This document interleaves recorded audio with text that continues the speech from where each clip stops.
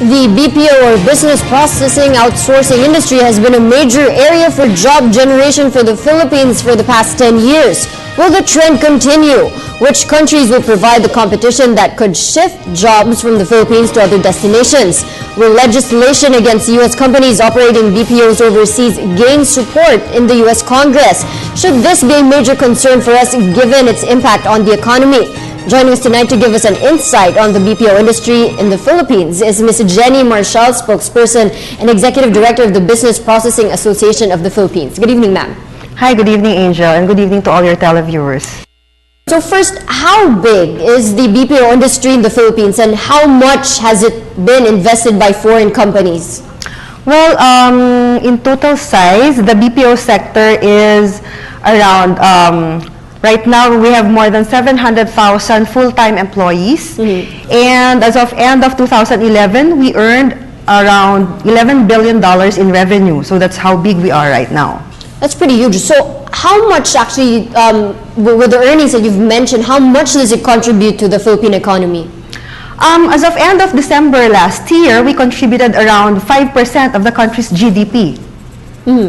So that's quite sizable. And by 2016, we're actually aiming to have around 1.3 million workers, direct workers, and we're aiming to contribute more than 8% of the country's GDP by earning revenues of around 25 billion. That's our stretch target for 2016. So when we talk of BPOs, is this limited to call centers? Like the figures that you've mentioned, is this limited to call centers? No, actually, I'd like to correct that misperception. Talk about business process outsourcing companies, it's not limited to call centers, or we call them voice-based transactions when we say call centers.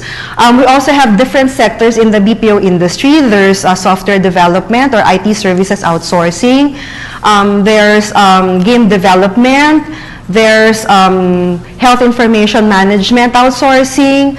There's, well, aside from the call center industry, that is. So there are actually different sectors to the BPO industry. So since there are various sectors to that, would we say, given the figures that you've mentioned, are call centers the #1 source of employment and revenue? Actually, the call center sector is still the biggest revenue earner right now. Of the around 700,000 workers, direct workers that the BPO industry has right now, around 493,000 are in the call center sector. Talking of investors, ma'am, how competitive is the labor when it comes to this? Well, we have, our labor force is actually very competitive. As far as I'm concerned, we're the best in the market there is.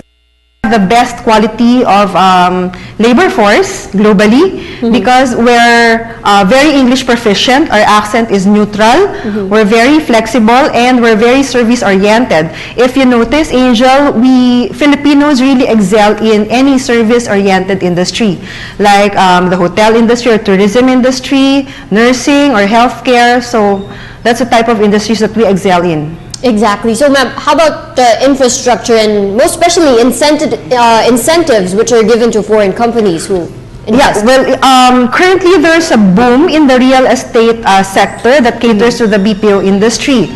So we don't have any concerns when it comes to real estate properties, except for those companies that intend to expand in the provinces or those in the countryside.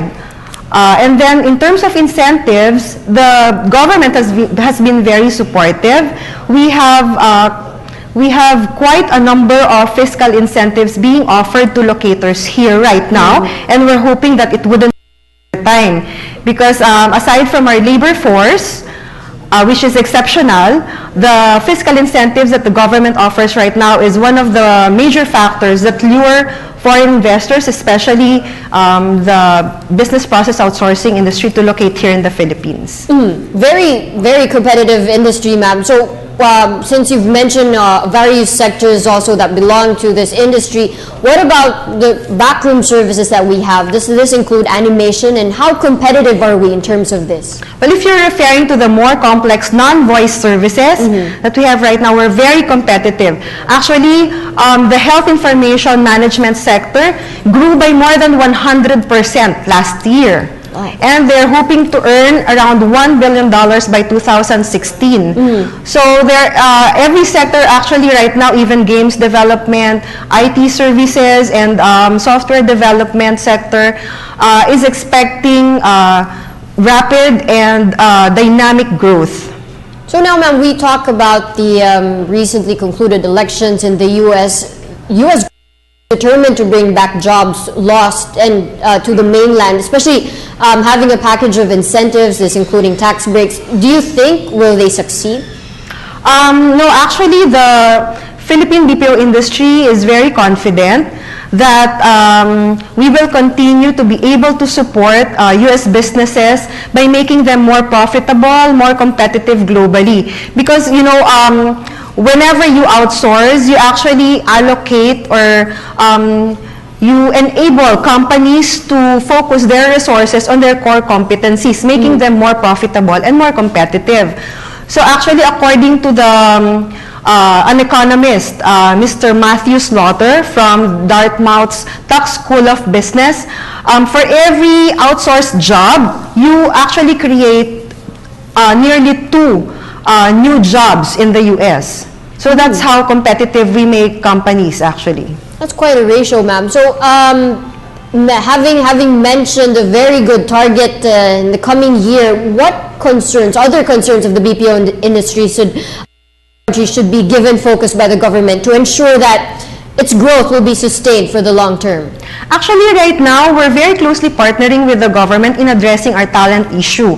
I'm sure people out there are aware that there's a high turnover or attrition in the BPO industry. We have talent concerns, especially here in the NCR, because right now there's scarcity of talent here, especially in the Greater Manila area. No? So that's why the government has been very supportive in helping us with our talent development efforts. We're working hand in hand, actually, with different government agencies to be able to develop talent faster and more effectively. And we're actually instituting several programs in partnership with different schools, service management trainings, and we're expecting this to continue over time to be able to address our concern in terms of talent. Now, one of our main concerns also is the cost of power. That's one of the biggest costs to operations for BPO industry, for the sector. So we're hoping that the government will be able to help us in that score. So, ma'am, a final word from you.